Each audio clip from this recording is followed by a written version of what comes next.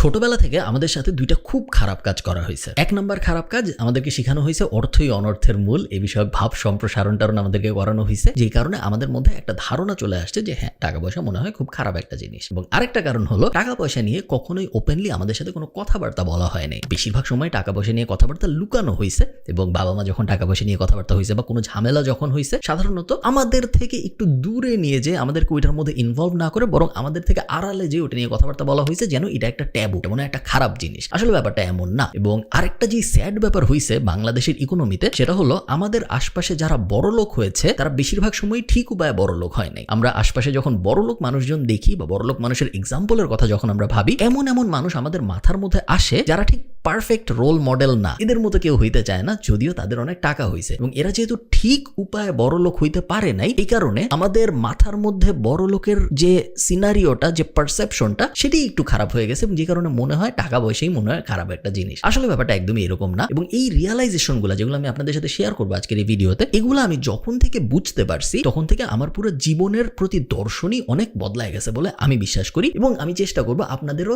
জীবনের প্রতি দর্শন যেন আমি একটু বদলাইতে পারি এই ভিডিওটার মাধ্যমে। এই ভিডিওটা স্পন্সর করেছে TapTapSend, যেটা হলো নন রেসিডেন্সিয়াল বাংলাদেশিদের দেশে টাকা পাঠানোর একটা অ্যাপ। ওদের ব্যাপারে একটু পরে বলতেছি, আগে টাকা পয়সার আলোচনাটা শেষ করি। প্রথম যেই ভয়ঙ্কর ব্যাপার আমাদের মাথার মধ্যে ঢুকানো হয়েছে সেটা হলো মানি এবং হ্যাপিনেসের বিষয়ে একটা ডিবেট। মানি কি হ্যাপিনেস? টাকা কি সুখ আনে? Is money happiness? Will money bring happiness? এই যে আলাপটা, এটা পুরোই একটা আজাইরা আলাপ। এই আলাপের কোনো মানে নাই। এই আলাপ সাধারণত দুই ধরনের মানুষজন করে। এক ধরনের মানুষজন যারা জীবনে ব্যর্থ, যারা জীবনে তেমন কিছু করতে পারেনি এবং তারা এই ব্যাপারটার মধ্যেই সুখ খোঁজার চেষ্টা করে, যে যেই ব্যাপারটা আমি অ্যাচিভ করতে পারি নাই ওই ব্যাপারটা মনে হয় অ্যাচিভ করার মতো ভালো কিছু না। কথা সত্য না? মানি এবং হ্যাপিনেসের বিষয়ে অনেক ধরনের ফিলোসফি আছে, খুব জনপ্রিয় একটা টপিক। বাট একদম বয়েল ডাউন করে যদি আপনি খুব সিম্পলি চিন্তা করেন, মানি আপনাকে হ্যাপিনেস দিবে বাট নট ডিরেক্টলি। মানি আপনাকে হ্যাপিনেস দিবে by allowing you to be able to do what you want to do. আমি এক্সপ্লেইন করি। মনে করেন আপনার হ্যাপিনেস আসে বাগান করায়। আপনি ছাদে বাগান করতে পারলে বা আপনি বারান্দায় বাগান করতে পারলে আপনার অনেক ভালো লাগে। আপনি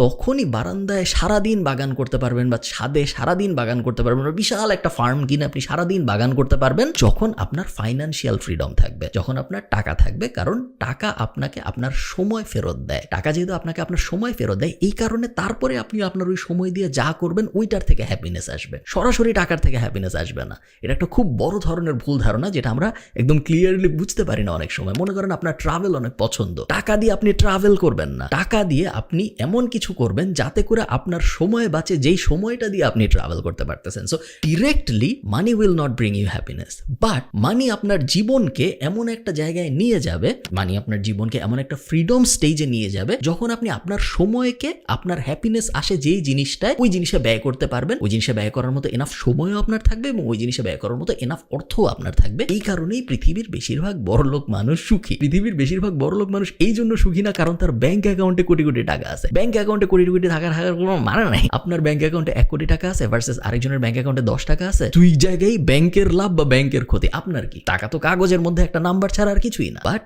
টাকার ভ্যালুটা তখনই হ্যাপিনেসে কনভার্ট হয় যখন আপনি ওই টাকাটার ভ্যালুটাকে ইউটিলাইজ করে হয় আপনার সময় ফেরত আনতেছেন, অথবা আপনার যেই কাজে হ্যাপিনেস আসে ওই কাজটা আপনি টাকা দিয়ে করতে পারতেছেন। So yes, long story short, money does bring happiness. আচ্ছা, TapTapSend হলো এক দেশ থেকে আরেক দেশ টাকা পাঠানোর একটা অ্যাপ, যেটার অ্যান্ড্রয়েড এবং iOS দুইটা ভার্সনই আছে। এই অ্যাপ ব্যবহার করার মেইন সুবিধা 5টা। 1 নম্বর সুবিধা, জিরো ফিজ অন ট্রান্সফার। টাকা পাঠাইতে বা টাকা রিসিভ করতে কোনো এক্সট্রা টাকা খরচ হয় না। Second benefit, good exchange rate. আপনারা স্ক্রিনে আজকের এক্সচেঞ্জ রেট দেখতে পাচ্ছেন এবং আপনারা দেখবেন বেশিরভাগ সময় TapTapSend এর এক্সচেঞ্জ রেটটা অন্যান্য যে কোনো জায়গার থেকে বেটার হয়। 3 নম্বর, ফ্লেক্সিবল পেমেন্ট মেথড। আপনি কারো বিকাশে, কারো নগদে, কারো ব্যাংক অ্যাকাউন্টে, সিক্রেট পিন ব্যবহার করে কারো ব্র্যাক ব্যাংকের অ্যাকাউন্টে সব জায়গায় টাকা পাঠিয়ে দিতে পারবেন। 4 নম্বর, খুব ইম্পর্টেন্ট, কুইক স্পিড। টাকা পাঠাইলে যিনি টাকা রিসিভ করবেন তিনি খুব তাড়াতাড়ি টাকাটা পেয়ে যায়। UK, USA, Canada, Europe, UAE, এই 5 জায়গায় এই মুহূর্তে TapTapSend অ্যাভেলেবল। আপনারা যদি KF কুপনটা ব্যবহার করেন তাহলে আপনি যাকে টাকা পাঠাবেন তিনি বেশিরভাগ সময় 10 ক্রেডিট এক্সট্রা পাবে। সো $100 পাঠাইলে $110 পাবে, বাট 100 দিরহাম পাঠাইলে কিন্তু 125 দিরহাম পাবে। সব বিস্তারিত আমি ফার্স্ট কমেন্টে অথবা ডেসক্রিপশনে দিয়ে দিব, আপনারা চেক আউট করে দেখবেন।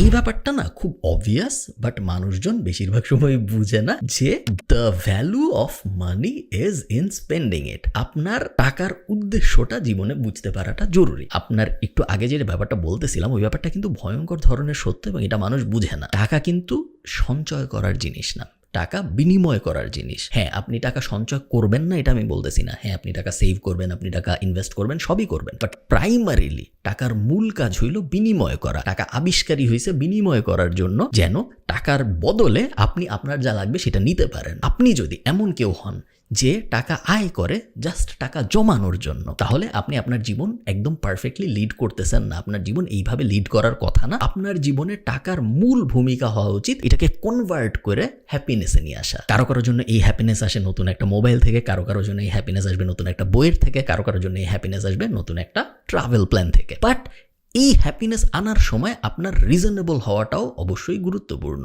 আপনার ব্যাংকে আছে 10 টাকা, আপনি এখন প্ল্যান করে ফেললেন 200 টাকার, এরকম হইলে হবে না। বাট ওই 10 টাকার মধ্যে আপনার 5 টাকা বা 6 টাকার প্ল্যান করতে হবে। পুরো 10 টাকাই জমায় রাখা খুব একটা বুদ্ধিমানের কাজ না, কারণ জীবন খুব আনপ্রেডিক্টেবল। আপনি এমন একটা অবস্থায় যেতে চান না যখন আপনি হঠাৎ করে মরে গেলেন ব্যাংকে অনেক টাকা পয়সা রেখে।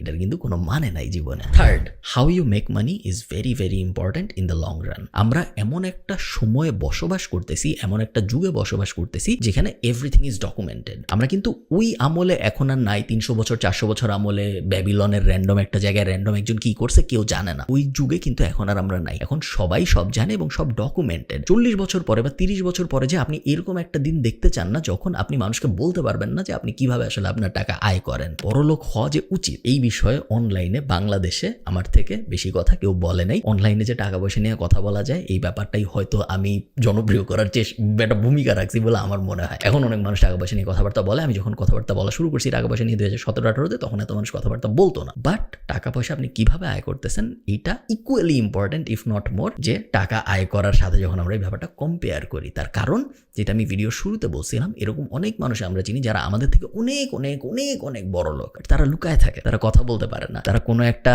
মানুষে কোনো একটা ফাংশনে যে বলতে পারে না যে আমার টাকা পয়সা আয় কিভাবে হয়েছে, কারণ তাদের টাকা পয়সা আয়টা ঠিকভাবে হয় নাই। আপনার যেন ওইরকম না হয়, মানুষকে ধোকা দিয়ে, ফেক সার্টিফিকেট দিয়ে, ফেক কোনো একটা কাজকর্ম করে, কোনো একটা স্ক্যাম সাজায়, কোনো একটা বড় ই-কমার্স কোম্পানি সাজায়, ওইসব আমরা করবো না যখন দুনিয়ায় এত এত ভালো অপরচুনিটি আছে এবং প্রতিনিয়তই আরো নতুন অপরচুনিটির সৃষ্টি হচ্ছে। হ্যাঁ, আপনার ইনিশিয়ালি কষ্ট হয়তো একটু বেশি হবে, বাট 20 বছর পরে যে আপনাকে কেউ বলবে না যে ভাই তোমার টাকা পয়সা আসলে কিভাবে ইনকাম হয়েছে জিজ্ঞেস করলাম, তুমি তো কোনো উত্তর দিতে পারলা না, বা তোমার উত্তর একটা ঘাপলাওয়ালা উত্তর, এরকম যেন না হয়। আমি সবসময় জিনিসটাকে এমনভাবে চিন্তা করি যে আমি এইরকম একটা জীবন চাই না যেই জীবন, এবং এটাকে আমাদের সার্কেলের মধ্যে আমরা বলি নেটফ্লিক্স ডকুমেন্টারি লাইফস্টাইল। এমন আপনি জীবন চান না যেই জীবনটা নিয়ে নেটফ্লিক্স একটা ডকুমেন্টারি বানায় ফেলবে 10 বছর পরে, যে এই লোক কিভাবে ধোকা দিয়ে মানুষকে, বা এই লোক কিভাবে এরকম এরকম জিনিসপত্র করে বড় লোক হয়েছে, এই যে দেখেন এটা একটা ডকুমেন্টারি। আপনি চান না আপনার জীবন নিয়ে ডকুমেন্টারি হোক, এবং এই কারণে বড় লোক হওয়া important, but at the same time কিভাবে আপনি আপনার টাকা আয় করতেছেন এইটা ইকুয়ালি ইম্পর্টেন্ট।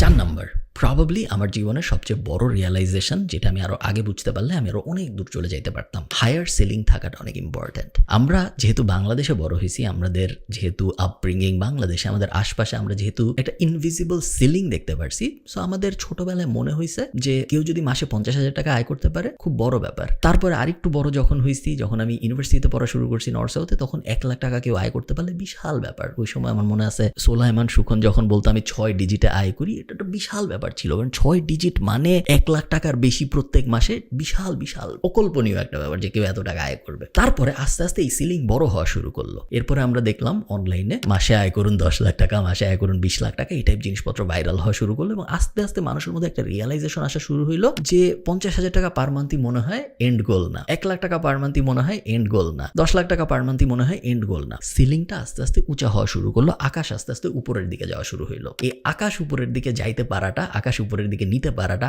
উপরের দিকে আকাশ আছে এই জিনিসটা চিন্তা করতে পারাটা খুব বড় একটা স্কিল। এই জিনিস সবাই করতে পারেন না। আপনি যদি এই জিনিসটা নিজের মনকে নর্মালি একসেপ্ট করাইতে নাই পারেন যে মাসে আসলে 10 লাখ টাকা আয় করা সম্ভব, তখন আপনার কাজকর্ম সবই হবে মাসে 50,000 টাকা, 60,000 টাকা, 70,000 টাকা আয় করার আশপাশে। আপনার মাইন্ডসেটই এমন হয়ে যাবে যে আপনি কখনোই 10 লাখ টাকা আয়ের এইমে যাইতে পারবেন না, তার কারণ আপনি মনে মনে আসলে বিশ্বাসই করেন না, ওইটা আপনার গোলের মধ্যেই নেই যে এই জিনিসটা পসিবল। আমার সাথে এই জিনিসটা হয়েছে, এবং এই কারণে আমি আপনাদের বলতেছি একদম পার্সোনাল এক্সপিরিয়েন্স থেকে, অনেক অনেক দিন পর্যন্ত আমার মনে হয়েছে মাসে 1 লাখ টাকা ইনকাম করাই মনে হয় এনাফ, মাসে 2 লাখ 3 লাখ 5 লাখ টাকা ইনকাম করাই মনে হয় এনাফ। আপনারা যারা আমার মতো, যাদের জীবনে খুব বেশি শখ আহ্লাদ নাই, যারা দামি জিনিসপত্র কিনতে হতো চায় না, তাদের এই জিনিসটা রিয়েলাইজ করার চান্স আরো বেশি। তার কারণ 1 লাখ টাকা আমাদের জন্য অনেক টাকা, আমরা কিছু করি না, আমাদের এত খরচ টরচ নাই, 1 লাখ টাকা কই খরচ করবো, তাই না? সো যেহেতু খরচ অনেক কম, এই কারণে 1 লাখ টাকা পার মান্থ আয় হইলেই মনে হয় অনেক টাকা আয় হয়ে গেছে, কারণ এই 1 লাখ টাকা দিয়ে আমি করার কিছু পাইতেছি না, আরো টাকা দিয়ে আমি কি করবো? বাট এটা খুব বড় ধরনের একটা ভুল, কারণ টাকা তো আপনি সবসময় নিজের জন্য আয় করেন না, টাকা আপনি আয় করেন সমাজের জন্য, বিজনেস আপনি দাঁড় করেন সমাজের জন্য, অনেক মানুষের উপকার হয় আপনি যখন টাকা আয় করেন এবং তারপর ওই টাকা খরচ করেন। সো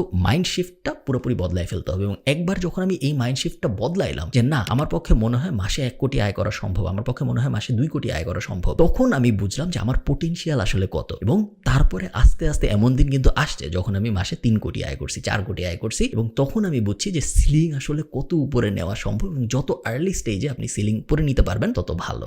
যতক্ষণ পর্যন্ত আপনার বয়স 40 হয় নাই, সো 38, 39, 40 এই স্টেজ পর্যন্ত জিরোর থেকে নিজের উপর ইনভেস্ট করার থেকে বেটার রিটার্ন অন্য কোনো কিছু দেয় না, এবং এটা ম্যাথমেটিক্যালি প্রুভ করা সম্ভব। বাংলাদেশে সবচেয়ে ভালো রিটার্ন কারা দেয়? বাংলাদেশে সবচেয়ে ভালো রিটার্ন দেয় সঞ্চয়পত্র বা পেনশন প্ল্যান, এই ধরনের জিনিসপত্র। তারা কত ধরনের রিটার্ন দেয় আপনি বলেন? কত পার্সেন্ট? 10%, 11%, 12% ম্যাক্স।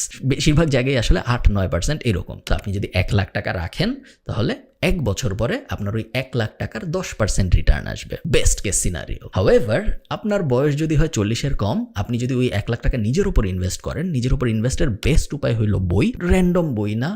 এখন আমি জানি সবাই বই লেখে, আমি যখন এই ভিডিওটা করতেছি তখন বই মেলা চলতেছে, এবং বই মেলার যে ব্যাপারটা ছিল আমি যখন ছোট ছিলাম ওই ব্যাপারটা এখন আর নাই। আজে বাজে বই লেখে মানুষজন, বই মেলা নিয়ে এক্সাইটমেন্ট সেরকম কাজ করে না মানুষের, এবং বেশিরভাগ সময় নেগেটিভ কারণে বই মেলা জনপ্রিয় হয় আমি এখন দেখি, উইচ ইজ ভেরি স্যাড। নিজের উপর ইনভেস্ট করার বেস্ট উপায় সবসময় বই মনে হয়েছে আমার, এবং এখনো আমার তাই মনে হয়। বইয়ের পরে হয়তো কোর্সের দিকে যেতে পারেন, বা আপনি যদি ফিজিক্যালি কোনো কিছু শিখতে পারেন, নট অলওয়েজ নেসেসারিলি টাকা আয় করা বা বিজনেস দাঁড় করানোর ব্যাপারেই শিখতে হবে। নিজের উপর যে কোনো ধরনের ইনভেস্টমেন্ট আপনাকে ওই 10%-এর থেকে বেটার রিটার্ন দিবে টিল অ্যাবাউট 40। একবার যখন আপনার বয়স 40 হয়ে যাবে, এরপরে আপনি নিজের উপর যতই ইনভেস্ট করেন, আপনি দেখবেন নিজে আপনি আর অত ভালো ইমপ্রুভ করতে পারতেছেন না নিজেকে। ইমপ্রুভমেন্টের রেট 40-এর পরে আস্তে আস্তে কমা শুরু করে, এবং তখন আপনি দেখবেন আপনার কোনো কিছু শিখতেও অনেক কষ্ট হচ্ছে, আপনার কোনো কিছু বুঝতেও অনেক কষ্ট হচ্ছে, স্পেশালি নতুন জিনিস, যে জিনিস আপনার আগে কোনো ধারণা ছিল না, ওই জিনিস এখন আয়ত্ত করতে অনেক অনেক বেশি কষ্ট হচ্ছে 40-এর পরে। যে ওই সময় আপনার জন্য, আপনার কাছে যদি 1 লাখ টাকা থাকে, সঞ্চয়পত্র বেটার মনে হয়, কারণ সঞ্চয়পত্র আপনাকে তখন 10% দিবে, এটলিস্ট 10% দিবে। আপনি নিজের উপর ইনভেস্ট করলে হয়তো 10% তখন আর পাবেন না, বাট যতদিন পর্যন্ত আপনার 40 হয় নাই ততদিন নিজের উপর ইনভেস্ট করলে কম্পাউন্ড ইন্টারেস্টের হিসাবে আপনার 50, 60, 100, 150, 200, 1000% রিটার্নও আসতে পারে। এই জিনিসটা আমরা কখনো বুঝি না, বাট এই জিনিসটা যদি আপনি বোঝেন, আমি শিওর আপনার জীবন অন্যদের থেকে অনেক অনেক অনেক ভালো হবে। এই ছিল আমার মানি রিয়ালাইজেশন, এবং অনেক কিছুই আপনাদের হয়তো মনে হবে যে এইটা কি বলতেছে, অনেক কিছুই আপনার মনে হবে যে এটা তো আমি জানতামই। এই প্রত্যেকটা ব্যাপার আমি যখন একদম আত্মস্থ করতে পারছি এবং এই ব্যাপারগুলা অনুযায়ী আমার জীবন ডিজাইন করছি, তখন থেকে আমি আমার জীবনে একদম আপওয়ার্ড কার্ভ গ্রোথ দেখছি, যেটা আমি আগে কখনো দেখিনি। এবং প্রতিনিয়ত এখনো আমি অ্যাক্টিভলি ভাবি, যদিও আমার দরকার নেই তারপরেও আমি ভাবি কিভাবে আমি আমার সিলিং আরো উঁচা করবো, কিভাবে আমি আরো বেশি অ্যাচিভ করবো। Not because I need it, আমার দরকার নেই, বাট বিকজ আমি জানি আমি যদি আরো অ্যাচিভ করি অনেক মানুষের হেল্প হবে, ইনক্লুডিং পুরা সমাজ। নট লাইক যে আমার বাপ মায়ের হেল্প হবে বা আমার ভাই বোনের হেল্প হবে, হ্যাঁ ওদের তো হেল্প হবেই, আমার তো হেল্প হবে, বাট আমি যখন আরো বেশি ইনকাম করব, আমি যখন আরো বেশি অ্যাচিভ করব, এবং আমি যখন আরো বেশি খরচ করব, আমি যে দোকানটা থেকে চাল কিনি ওই দোকানে যে চাল বেচে তার বাচ্চার স্কুলের ফিতে আমি অবদান রাখতে পারবো যখন আমি ওই দোকান থেকে চাল কিনবো। টোটাল জিডিপিতে আমি অবদান রাখতে পারবো যখন আমি বেশি ইনকাম করব এবং আমি বেশি খরচ করব। ওই মাইন্ড শিফটটা চেঞ্জ করাটা না একটা বড় বড় নিয়ামক আমার মনে হয়, যেটা সবাই করতে পারে না। ভালো থাকেন সবাই, সবার সাথে আমার দেখা হবে পরের কোনো একটা ভিডিওতে। টাটা।